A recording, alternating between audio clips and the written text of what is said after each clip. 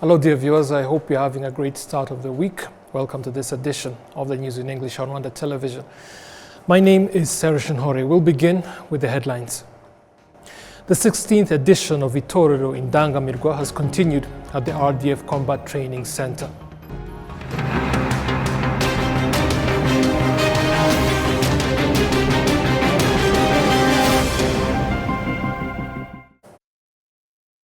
Details. Young people attending the 16th edition of Itorero in Dangamirwa say the time they have spent in the civic training has deepened their understanding of Rwanda's true history and reminded them of the values that define a true Rwandan.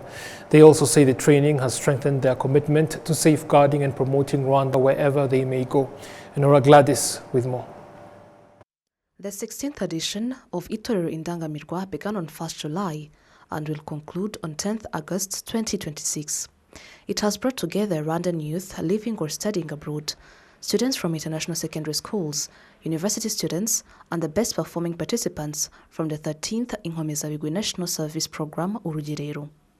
The participants say the program has taught them that they should serve as good ambassadors of Rwanda wherever they are in the world, and that they now consider this to be a personal responsibility.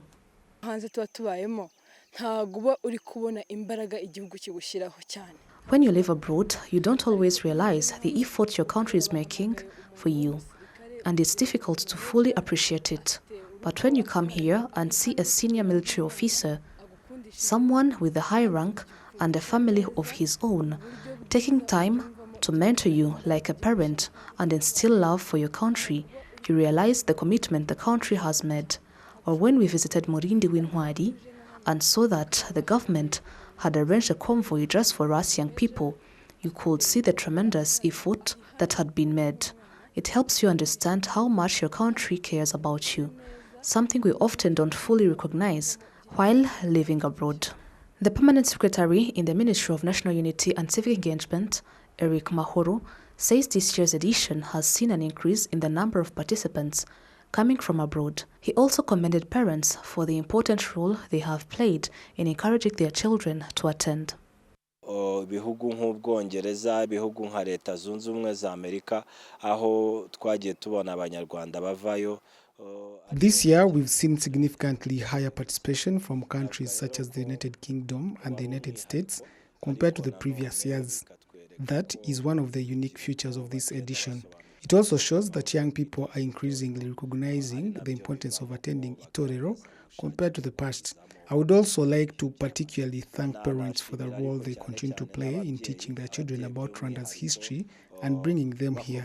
The fact that these young people have spent these past days with us is because their parents agreed to send them. We encourage other parents to do the same and above all to teach their children the truth about Rwanda's history, especially the history of the 1994 genocide against the Tutsi. A total of 769 young people are participating in the 2026 16th edition of Itorero in Dangamirwa, including 137 participants from the Rwandan diaspora, made up of 66 females and 71 males. Enora Gladys, RwandaTV News.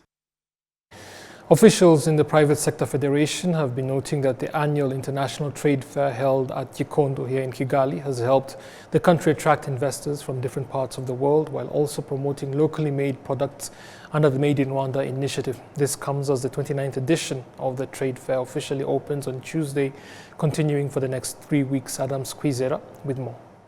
Over the 28 years that the International Trade Fair Expo has been held in Rwanda, local investors say it has provided them with a platform to showcase their products, promote Made in Rwanda goods, and create jobs, particularly for young people and women. The fact that this expo has grown into an international event, opening its doors to participants from other countries, has also helped attract foreign investors who have been impressed by Rwanda as a country characterized by security and stability, prompting them to invest in the country. Coming 2017 to now, I take it more 40 stand. Okay, all my goods here, carpet and the clothes and the kitchen, everything for kitchen, electric, laser shoes, bag shoes, bazaar, antique, everything. I bring everything from Egypt. From first day I coming to Rwanda, I see this country like Egypt for me, yani. Very safety. People is very friendly. I love people here so much. I have a dream. I'm making here a factory for carpet, factory for furniture, factory for electric. Electric is mean about the kitchen, like cooking gas, like the frigidaire. Huh? This is what. Yani everything you can making here in Rwanda in factory, I try inshallah in future. On Tuesday, the 29th edition of Expo is officially scheduled to open at the Gikondo venue where the event is held. Preparations are in full swing, with exhibitors said they are ready to showcase the growth and development of local businesses and industries to visitors. The spokesperson of the PSF, William Mwezi, says the growing number of international participants attending the trade fair every year is a strong indication that Rwanda has opened its doors to those interested in investing in the country. For example, we have this person you have just talked to. He's from Egypt, and we have other colleagues of the same person you talked to. They all have businesses in the country. We have Ethiopia that is coming on board, and they have already explored the investment opportunities where they can invest the money. And we have Senegal, which is also coming the first time. So we have talked to them, and in what they are committed to do is investing in the country. So we are expecting quite a number of investment deals. At the moment, I won't say it's this number, but possibly we have some investment opportunities that are likely to take shape. According to the figures from PSF, around 500 exhibitors, both Rwandan and international, are expected to participate in the 29th trade fair, representing more than 20 countries. Over 21 days of the event, more than 300,000 visitors are expected to attend. Renewable energy experts and users of solar power are calling for greater support to make solar energy equipment more affordable. They say this at a time when residents and businesses in the country continue to complain that frequent power outages are disrupting their daily activities. And Nora Gladys with the details. Power outages occur frequently in the city of Kigali and in different parts of the country.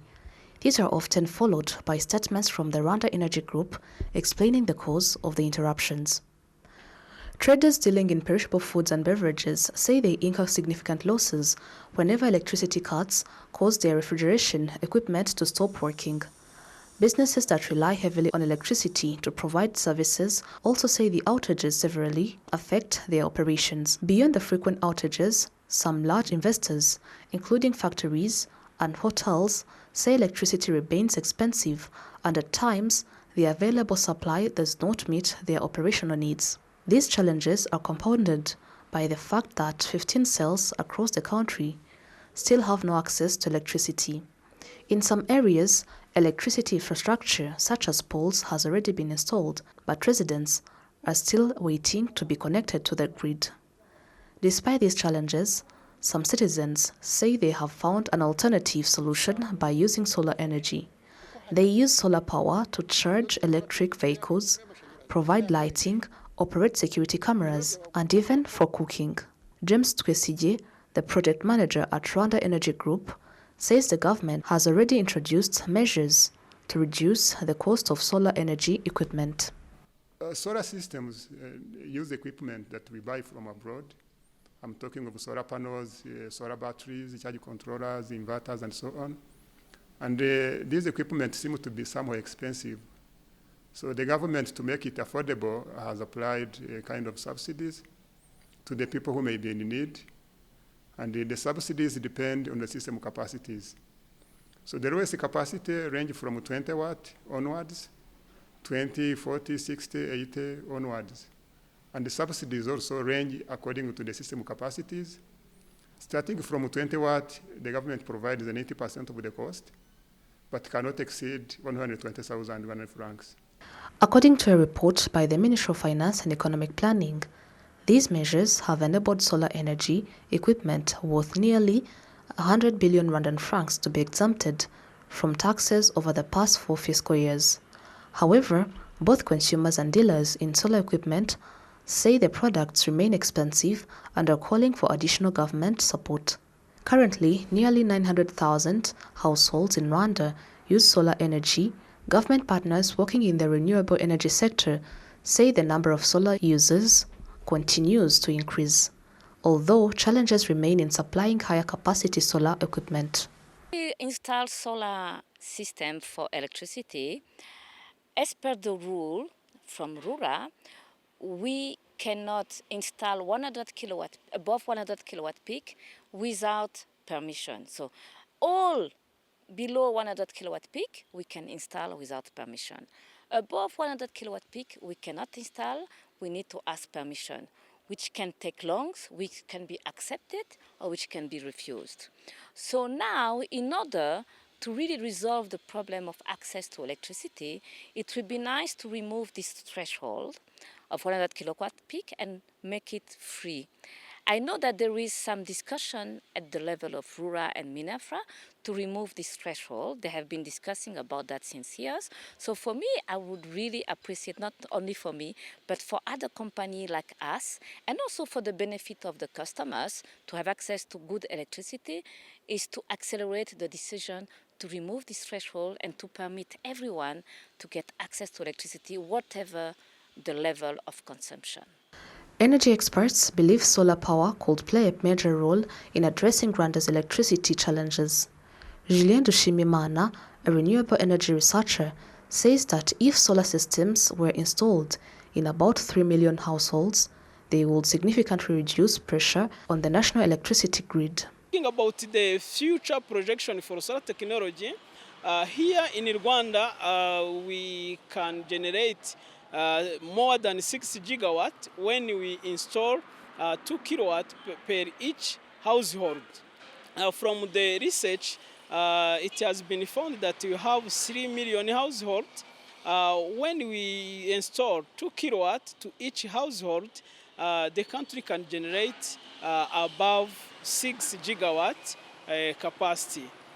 In many newly constructed commercial high-rise buildings in Kigali and other cities, renewable energy systems are increasingly being incorporated to reduce dependence on conventional grid electricity. Some individuals who have already invested in solar systems say they produce more electricity than they can consume and are able to share the surplus with others. Prime Minister Dr. Justin Nsengiyumva recently said the government is exploring ways to increase the contribution of solar energy to Rwanda's electricity supply. Nyabarongo 2 twavugaga izatanga megawati 43 n'igice. For example, we've been talking about the Nyabarongo 2 project, which will generate 43.5 megawatts of hydropower on the reservoir stretching from the dam site to Vunga. The project includes a component to install floating solar panels that will generate 200 megawatts of electricity. We should continue encouraging Rwandans to install solar panels on their homes. REG is currently considering a system where homeowners can generate electricity themselves. For instance, if someone needs 100 megawatts of electricity per month, but produces 150, REG could purchase the extra 50 instead of letting it go to waste. If many Rwandans install solar panels and are able to sell excess electricity back into the grid, it could make a significant contribution towards solving our electricity challenges. At present, 12 megawatts of solar-generated electricity are fed into Rwanda's national power grid. Rwanda aims to achieve 100% electricity access by 2029, with 52% of households connected through their national grid and the remaining 48% supplied through solar and other renewable energy sources. Many experts believe this approach offers the most sustainable path toward ensuring reliable and sufficient electricity to support the country's long-term development. 9 months after the launch of Rwanda's National Financial Sector Development Strategy, the country's microfinance sector continues to expand, with millions of Rwandans now accessing formal financial services. However, regulators and players in the sector say the next challenge is ensuring that access translates into meaningful economic impact through increased savings, wider access to credit, and stronger participation in economic activities. William Evans Mutabazi with more. Microfinance institutions, including community-based SACCOs, remain at the forefront of Rwanda's efforts to bring financial services closer to citizens by enabling them to save, access loans, and participate in the formal economy. New figures from the National Bank of Rwanda show continued growth in the sector. The total assets of microfinance institutions have reached 1.25 billion Rwandan francs, representing a 15% increase compared to December last year.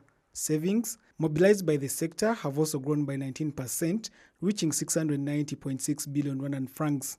Overall, the sector now has more than 7.3 million members and customer accounts, with community SACCOs holding the largest share of these accounts. We have now reached 7.3 million of client accounts in these financial institutions. That is a very big achievement ever since we started this journey. And that is very good. And you have seen the total deposits, you have seen the total assets.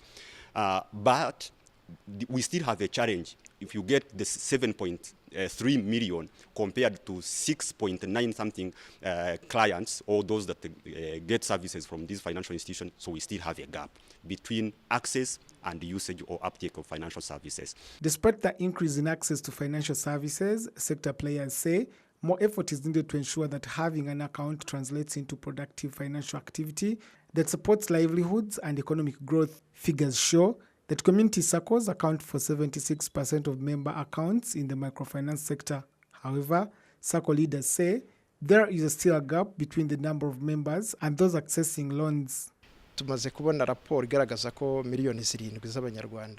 We've just seen a report showing that about 7 million Rwandans are now members of microfinance institutions, and a big number are under SACCOs to be able to access financial services, including savings and loans.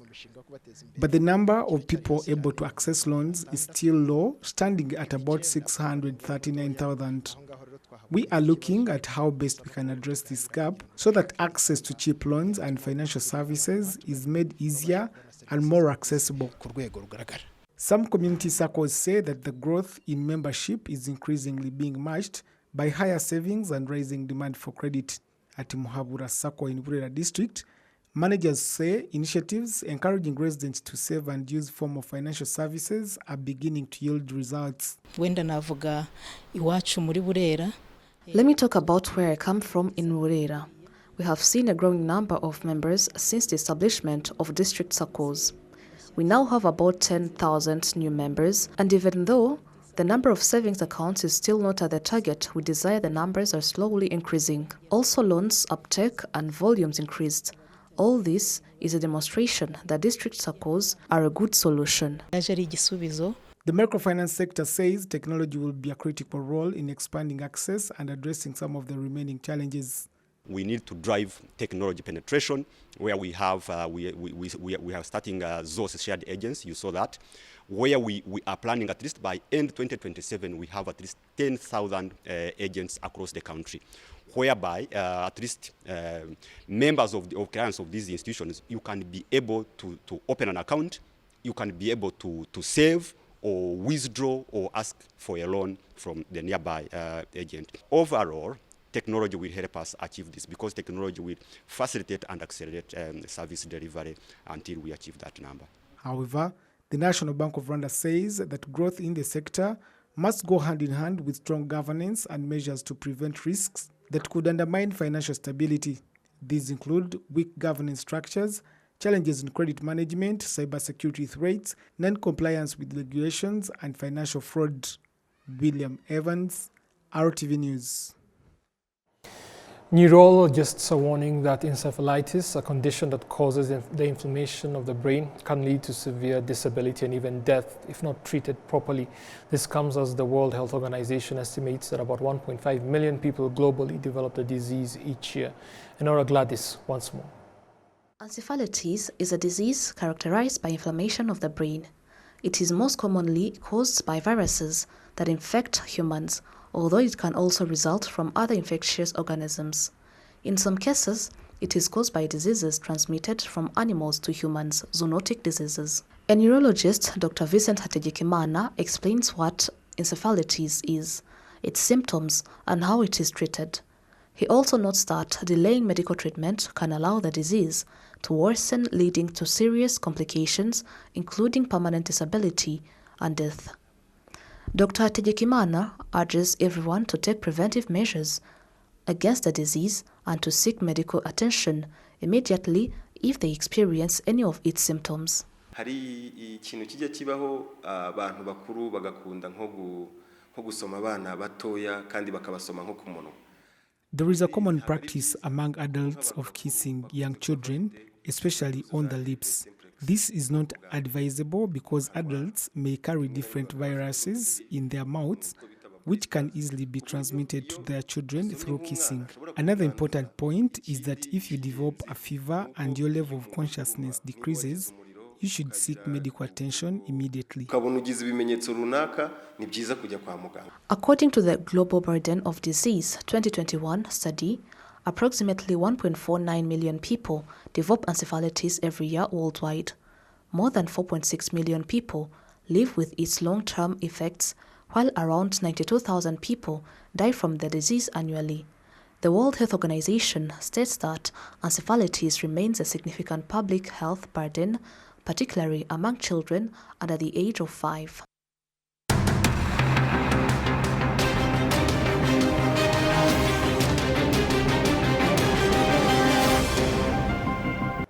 As always, my pleasure that you are able to join us for this edition of the news. Stay with Rwanda Television as the programs continue. Until next time, goodbye.